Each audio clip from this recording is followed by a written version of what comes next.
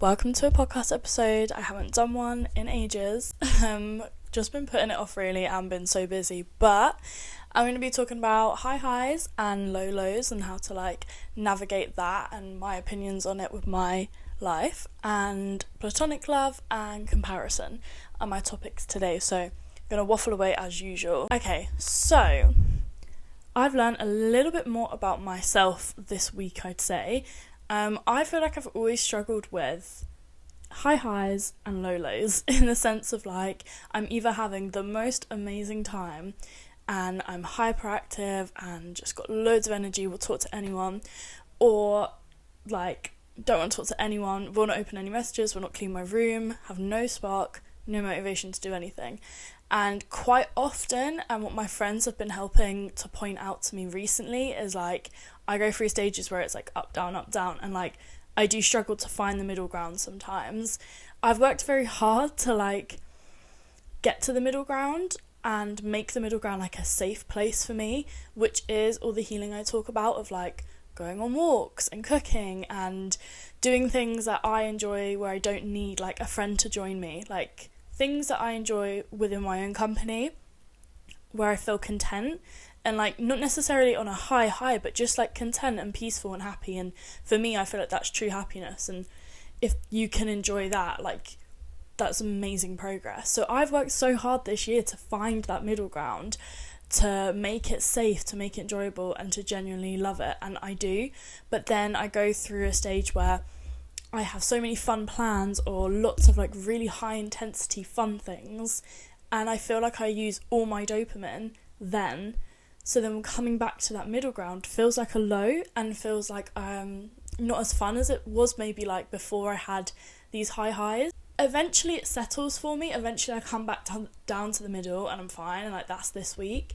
But if I do have a lot of high highs, I normally crash straight back to a low, or I am in the middle, but the middle just doesn't feel as fun anymore compared to the amount of fun I had maybe going out or anything. That's something that my friends pointed out to me as a bit of a pattern of if I go out quite a lot, the weeks after I'll tend to be really low and struggle to get back to the middle ground. So I'm starting to track it and figure out, okay, well why do I do that, and how can I learn to be okay with the middle, or am I gonna have to stop going out all the time, what's going on with my dopamine levels? There's a lot of questions, and I just feel maybe some people will relate to that. But the thing I'm doing that I don't know will help or inspire any of you is mood tracking, of tracking when you're hyperactive and manic or just in that high crazy stage, and then tracking when you're really low, and then just tracking when you're content, and seeing how which one overpowers your life. And I just feel that's really interesting to do and important to do. That's something I'm going to be working on. But also a lot of the time where maybe I do feel low and then I get back to the middle ground and I feel fine, I don't remember being low. It's almost a memory loss thing of oh, I don't remember feeling that bad. I feel fine now. I'm being dramatic. Do you know what I mean? So having a tracker as such is going to really help me to remember exactly each emotion of each stage and what that means. It could be after a week of drinking, or after a week of spending a lot of time with a certain person or a certain event or in a certain environment. And it's going to be so important for everyone to sort of track, where do you feel the happiest, where do you feel really low, and where do you just feel pretty safe and secure. That is what I'm working on, and I urge other people to do just in general, especially if you're not quite sure what brings you happiness. I've worked so hard to make sure that I don't rely on happiness externally, that it comes within. But if you're on a high quite a lot of the time with other people, then you're gonna realise, oh, hang on, am I starting to depend on them? Am I starting to seek happiness and validation off them because that's where I feel the best? But that might not be where you feel the best. It's just where you feel really hyperactive and you're having loads of dopamine and fun. It's not going to be sustainable, it's not going to last a long time. Whereas if you can find happiness within and that contentness that I talk about, that's going to last you a long time. And then these other highs are just bonuses. But I think the switch sometimes happens when we have loads of fun plans, and being young, we're going to have lots of fun plans. And then we've been feeling this high for so consistently for so long, and then you go back to kind of quiet life and it just doesn't feel as good anymore. So it's so important to like differentiate the difference between like actually feeling low and a bit like depressed and just normal like content life. It doesn't always have to be go like this craziness. And there's like they are like the 3 stages of mood, and that's what is so important to remember and not mix them up. Now, another thing that I've been kind of like struggling with is this like immense guilt that I'm not doing enough healing, and like I'm getting caught up in like quite a lot of fun plans, and like next month is my birthday and there's going to be lots of things going on, and I just feel this like immense weight of like I'm not doing enough. I think what's so important to like remember, especially when you're looking at like these influencers like doing yoga at 6 a.m. and having smoothies and doing a proper spiritual journey, is like, do not compare. And like whilst those things are amazing and I would love to do them, and I've done them at some points and I've gone through stages, I cannot regularly keep up with that within my also living as a 21-year-old like with a job and a social life and all this, and I don't live in like Australia on a beach, do you know what I mean? And I feel like it's very hard like to keep up with that like Instagrammable healing side of things when like the UK doesn't look like that, or our time schedule doesn't look like that, or the consistency is hard to keep up with that every day.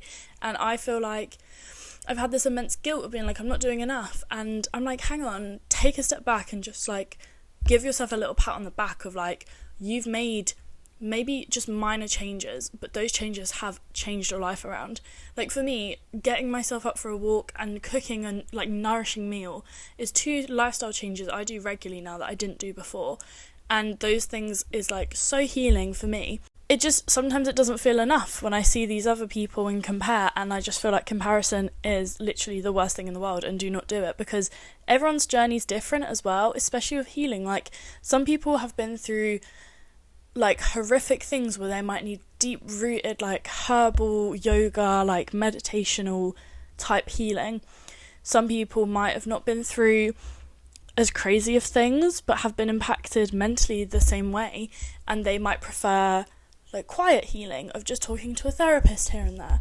And your journey is so unique and you cannot compare to anyone. And yes, I take pride in having friends around me that are on a healing journey, and I love the inspo they give me and like words of encouragement and ideas to do as well.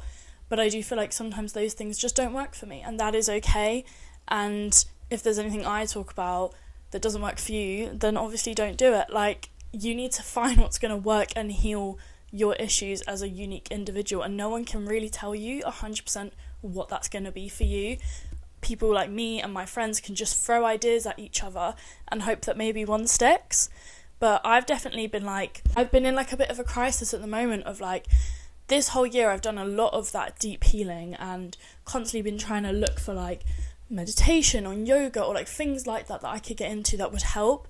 But I'm also so young, and I've been thrown into like a lot of exciting plans and a lot of things where I need time to focus on work, and life is busy. And then I feel guilt that I'm not spending enough time on myself. But in reality, what I think I've done is I've just combined all my healing throughout this past year. Like, I've got the tools now, and I didn't have the tools before. That's what's changed. And now I can just put those tools into my life and kind of get on with it. Just live life now, and then when I am faced with an issue, I have the tools and I know what to do. But I don't have to sit around and like heal and like have something every day that's like I'm clearly healing. It just doesn't, it's not realistic, and it won't stick as a habit for a lot of people. And I also feel like if you kind of protect yourself so much and create a routine where you're very isolated and very into your healing, whilst that is great and is so necessary in like prime moments of your life of like you've just come out of like a big trauma or a relationship or a friendship issue, like take time to do that 100%. But sometimes I feel like sticking with that for long periods of time never really allows yourself to then grow and learn from another thing. And while some people be like, I've learned enough, like I just need a break, and that is important to take a break. But for me, I felt like I've taken such a long break now that I was like, I'm not gonna like I'm at a standstill. I was like, I don't feel like there's not like any pressing issues or pressing new opportunities or things that's like teaching me or helping me to evolve. So I just feel like I'm stood here trying to find more healing things to do, but it's not propelling me anywhere. So like, what am I doing? So then I was like, let me just let go a little bit and just enjoy life. And since I've done that, I've been faced with new characters, new people, new opportunities, new environments and things that have taught me so much. And I feel like if I'd stood still and not really like expanded myself up to that, again, I just wouldn't have learned anything. But there was a moment there where I was just going out, going to work, having cool fun plans, doing my own thing, and just being a bit like, not really doing any healing, and looking at everyone else being like, oh, I'm not doing enough. And realistically, that was me last year. I did all the hard healing last year, and now it's time to just use the tools and kind of get on with it until there's something else that I need to just take time and isolate myself and think about it. So like, I feel like my best piece of advice is to like not feel that guilt or compare. And once you've got the tools, go and enjoy life and let yourself experience new opportunities and people, because how else are you going to learn? And I explained it in my last podcast of like, you can't keep yourself in a box and expect to learn and evolve. Like, you have to throw yourself in the deep end or in uncomfortable situations or scary new things to learn. And I feel like that's what I've been doing. And whilst it's just to me it's almost like, oh, I've just forgot about my healing, I haven't. I've just been bringing it along with me, and I'm now using it in real life examples rather than sitting around planning how I'm going to use it, if that makes sense. Something else that I have been thinking about a lot is how grateful I am for the people around me and like the platonic love that I've felt and learnt this year. I was talking to my friends about it, and I was like, I'm so like, I feel like there is a lot of emphasis when we're young on like finding this perfect person, like relationship wise, and expecting everything from them, of like every need that you want, like, or like characteristic you want in your life, like humour, love, comfort, guidance, all these things we tend to kind of just like look for in one person. And there might be someone in front of you that's got like 3 of those traits but not all 5, and then you like push them, like cast them aside. Do you know what I mean? And the one thing I've learned is like, there is no point kind of being stingy and like sitting around and waiting for someone to come and like give you all of that until you're ready to like properly settle down and look for someone that matches you. But I mean, like, when we're just young, you can get half of the things you're looking for in the friends around you, the family around you. It doesn't have to be a relationship person. Like, I get like humour from my friends, and I get guidance from my dad, and I feel like I get unconditional love and genuine support from my girls. And like, I can look around at everyone in my life right now, and every single person adds value in a different way, and I love that. And I've like almost built a little village of people that, one, benefit me, but I slot into their life and I can offer something instead of just waiting for one person to do that. I've got like a little village, and I think that's what like the saying of like, it takes a village to raise a child literally I think that's consistently true throughout your whole life, of like, you need a little village around you of different types of characteristics and personality to teach you different things and add value in different ways. And yes, I agree that quantity does not matter. It's quality over quantity 100%. But to make sure that like you're not putting all your eggs in one basket of like expecting your one friend or your one partner or anything to be able to offer you everything if you can't do the same. It's more about looking around and be like, let me just be grateful and thankful for who I have and what they offer me. And obviously, when you start dating and looking to like properly settle down, if you can find someone that offers similar qualities or your most important qualities, then that's a bonus, obviously. I just wanted to remind everyone to just take a minute and take time to look around at your friends and family that you have right now. What do they offer you? What do they give you that makes you feel fulfilled and happy and grateful? And instead of looking at like in a romantic view for those things. So platonic love is definitely a big thing for me this year. Even the new friends I've made this year like have taught me so much already, of just like letting go and just having a bit of fun, but also like wisdom. And like, I've got some older friends and they just are so wise and have the best stories, and to just learn and absorb all of that is so important. And it is good to just branch yourself out to have different types of characters in your life, because you just learn more and you become a more accepting person. I feel like you aren't happy with something until you lose it type thing. So like I feel like quite a few of us, myself included, when we were younger, were so focused on like maybe like a romantic partner that like we didn't really like look around at what we had around us, like family and friends, and like you don't really take into consideration that maybe one of your closest friends is offering you exactly what you're looking for and demanding from your partner, and he can't or she can't offer that, but your friend literally can give you that. Like a prime example, I guess what I'm trying to say is like, if your love language is like quality time, say, and your romantic partner at the time isn't really giving that to you, and you're kind of hounding and realising he's not giving it to me, but like you don't want to let go of it, and you just kind of want to mould this person. But if you look to the left, you've got two of your closest friends that will happily spend quality time with you at the drop of a hat, like, and you're kind of ignoring them and casting them aside because you want that quality but in a romantic way. And I think it is important that like if someone's in front of you and they're not offering what you need, it's okay to just let them go and realise that the puzzle isn't matching, because you've got all this platonic love around you that can offer you the exact same thing you're looking for. You just don't need it in a romantic way at this time, and that is so fine. My best friends can offer me this person can offer me that, and my family can offer me this.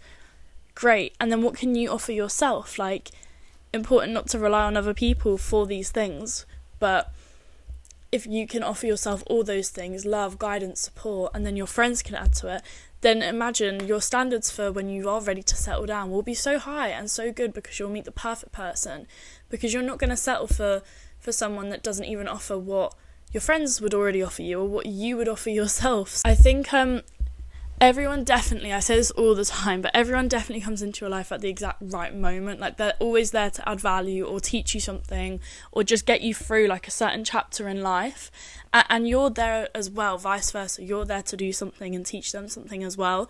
So I feel like it's almost exciting now to have different characters kind of come in and come out for periods of time, and like, are we gonna, like, what type of friendship or relationship am I going to have? Are you going to teach me how to have fun and kind of let go? Are you going to teach me wisdom? Are you going to teach me a horrible lesson? Like, it could be literally anything, but just to be excited and okay with all this platonic different love, like, building you in different ways is good, and be aware of it, and take the time to, like, analyse each of your relationships with people and being like, yeah, they definitely give me this and give me that, and then how can you return the favour? And it doesn't always have to be centred around like a relationship.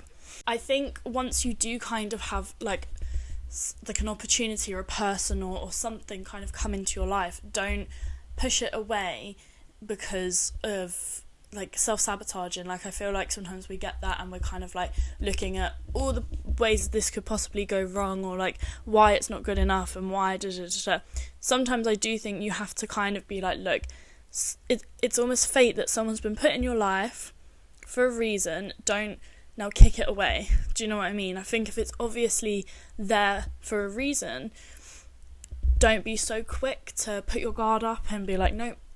If anything, invite more and more different types of friends and people in, and speak to more people. Even like when you go on a walk, like, speak to strangers, absorb as much, like, that sounds really weird, not absorb humans, but absorb as much human interaction as you can, especially someone like me who works from home. Like, I really try and talk and get to know people's thinking and understanding and views of the world, because it makes me feel fulfilled. It makes me feel like I have connections, do you know what I mean? So I think when there is something obvious in front of you, just kind of grab the reins of it and just have a bit of fun with it. Don't overthink everything and self-sabotage. I think just have fun with it, let it flow. And like I said at the beginning of this podcast, is once you've got the tools of healing and you know that if it does go wrong, you know how to get yourself back up, then it's kind of fun to just go with the flow, throw yourself into situations and have a bit of fun with it, and it could turn out great and fun, and then move on, or it could turn out horrible, but you've learned and you've got the tools so you can get yourself straight back up. So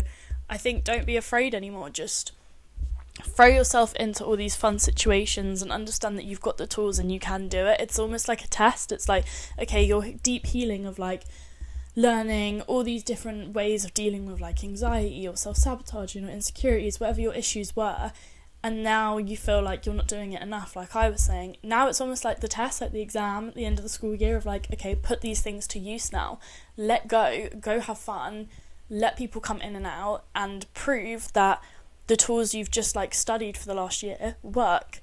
And that is kind of what I'm doing, is trying to balance that social life, work life, and healing life, and trying to just enjoy the human experience as much as possible and be grateful for what has come into my life and why it's there, instead of trying to dissect it and analyse it and constantly be like, what does this mean? Like, it's like about being more like, just go with the flow is my motto at the moment.